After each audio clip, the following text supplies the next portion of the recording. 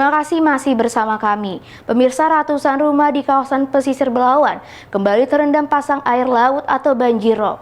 Kurangnya daya resap air akibat banyaknya tempat penumpukan peti kemas dan banyaknya palu yang ditutup untuk kebutuhan lahan tambak di kawasan pesisir Belawan menjadi salah satu penyebabnya. Kawasan yang terendam di dua kecamatan di pesisir pantai Belawan, yakni Medan Belawan dan Medan Marelan, hampir merendam ratusan rumah warga yang pada umumnya bermata pencarian sebagai nelayan.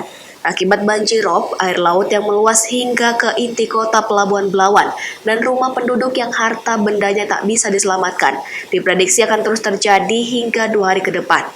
Pasang air laut dengan ketinggian 30 hingga 50 cm ini, selain mengganggu aktivitas warga dan merusak seluruh harta benda, fenomena alam yang terjadi diduga kurangnya ruang daya resap air akibat banyaknya tempat penumpukan peti kemas dan banyak palu yang ditutup untuk kebutuhan lahan tambak. Salah satu warga Belawan mengatakan, banjirop kali ini datang bukan hanya di siang hari, namun juga di malam hari pada pukul 11 malam. Sementara itu banjirop di siang hari mulai naik pukul 11 siang dan kembali surut pukul 4 sore. Warga berharap kepada pemerintah agar memperhatikan masyarakat di pesisir Belawan yang terus terdampak akibat fenomena alam tersebut. Harapannya ya kita minta supaya jangan pasang lah tiap tahun lah. Itu harap berkali lah. Sama pemerintah. Meski warga belum sempat mengungsi, namun jika pemerintah lambat dalam menangani banjir terus merendam ribuan warga, maka akan mengganggu aktivitas roda perekonomian yang menjadi pintu keluar masuk melalui Pelabuhan Belawan. Wahyu Pratama melaporkan dari Medan untuk Evadena TV. Kita ke informasi terakhir. Pemirsa, keistimewaan rasa kopi Sidamanik Simalungun, Sumatera Utara telah diakui hingga ke mancanegara. Tetapi harga kopi anjlok saat pandemi, hingga banyak tanaman kopi berlari ke jagung. Petani saat ini membutuhkan kerjasama pemerintah agar komoditas kopi bisa lebih maju.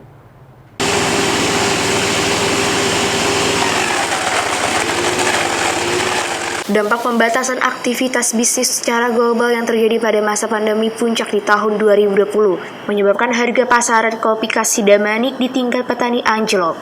Harga kopi sempat dibeli agak Rp16.000 per kilogramnya, namun saat ini sudah mulai naik hingga Rp28.000 per kilogramnya.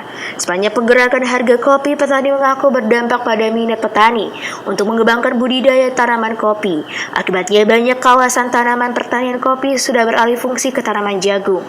Hal ini juga menyebabkan menurunnya produktivitas kopi di kalangan petani. Kopi asal Sidamanik banyak dipasarkan di kawasan kota Pematang Siantar. Namun sejumlah agen mengatakan kepada petani bahwa kopi akan diekspor ke luar negeri karena cukup diminati. Simon Bakara, salah seorang petani kopi Saibutu Nagori Tigabolo, Kecamatan Sidamanik mengatakan saat ini pengolahan kopi ceri diproduksi dengan alat manual sederhana. Petani kesulitan untuk melirik potensi kenaikan harga beli kopi di tingkat petani. Fungsinya sekarang gimana, Pak? Lancar nggak kira-kira? Kurang, Pak ya? Ada penyebab apa kira-kira, Pak? Ya, enggak tahu kita. Kalau penjualan kemana biasa, Pak? Ya, ke Sidamanik lah. Sidamanik, Pak ya? 28 per kilo. Kalau yang cantik? Itulah yang paling cantik 28. 28 ya. Yang paling murah berapa, Pak? Yang ada 27. 27, Pak ya? 6 ya. Petani hanya mengikuti harga pasaran dari tingkat agen. Petani berharap pemerintah membuka akses peluang pasar baru dengan peran perusahaan daerah maupun pemodalan daerah sehingga mampu menarik harga lebih tinggi lagi. Billy Nasution melaporkan dari Simalungun untuk Evadena TV. Informasi tadi sekaligus menutup perjumpaan kita pada malam ini. Saya Angel Enggolan, mewakili kerabat kerja yang bertugas pamit undur diri. Terima kasih dan sampai jumpa.